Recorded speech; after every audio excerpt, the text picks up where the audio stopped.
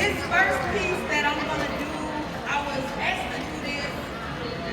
It was a request that I do this, and it's about the middle passage. I actually wrote this piece when I was on my first cruise, and by me being on the cruise, I thought to myself, I said, we now cruise for leisure, but our ancestors, they didn't have a choice. They were forced to take that journey.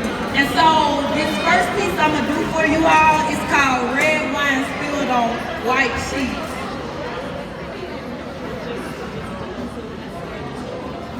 From sea to shining sea, for leisure, I traveled across the ocean. My how times have changed. My people was forced to travel the harshness of the seas and stripped of their culture. Suffering from all kind of sickness, disease, illness, and famine. Chain covered in vomit. Oh my, I can only imagine the nausea they felt from the rockiness of the boat and all of the motion. Or maybe it was the constant conflict between the colonizers and the colonized, all of the commotion. Ebony women being raped and overly sexualized. African men being thrown overboard and not even recognized as human. Ostracized and dehumanized. Oh my, they was sheltered and transported as cargo to be sold as chattel. Snatched from their homes, displaced from their families.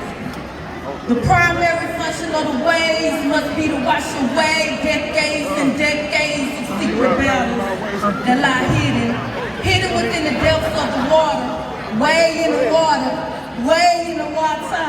The agony they must have felt. Husbands being separated from wives and parents being separated from sons and daughters. Where were the humanity?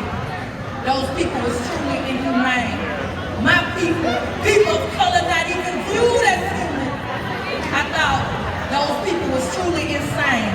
As I looked out my lustrous suite just across the balcony, I began to think of all the bodies that were forgotten as they lay lost in the ocean floor cemetery. The spirit of the gods and the goddess must be the rule of the sea, from sea to shining sea. Dang, these thoughts run deep. Oops, I done messed around and spilled red wine all over these folks' white sheets.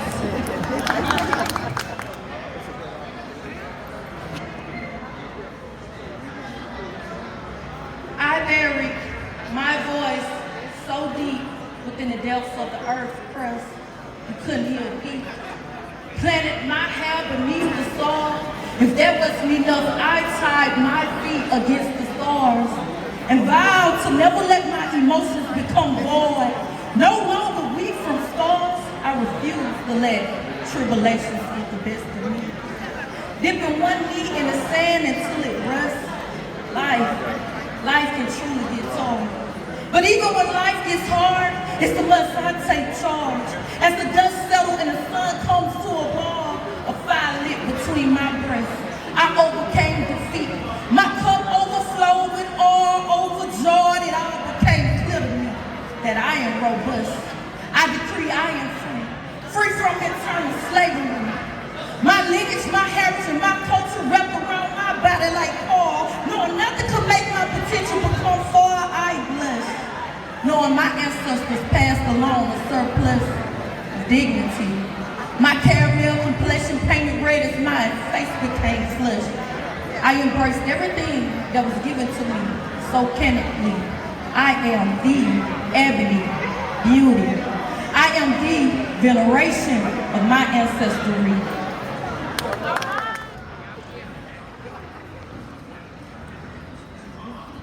Could it be the spirit of our ancestors twisting, turning, and twirling because we have become victims of the world?